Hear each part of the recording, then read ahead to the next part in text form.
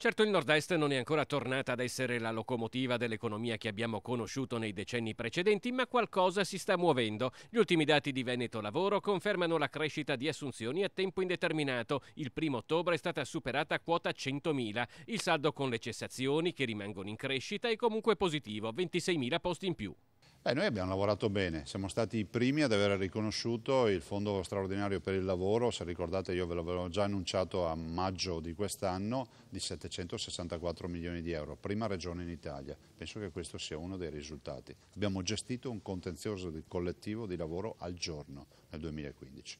Per un'economia come la nostra, che fa dell'export un punto di forza, pesano e non poco le conseguenze dell'embargo russo, tanto che la regione si dice pronta a trattare autonomamente con Mosca per superare lo stallo nei confronti dell'embargo dei prodotti veneti. L'embargo della Russia cuba per noi circa 500 milioni di euro all'anno di danni.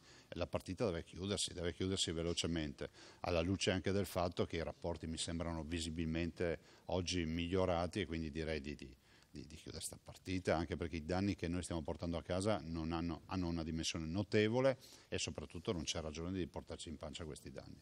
Nel frattempo la Regione Veneto ha scelto di costituirsi parte civile nel processo Mose.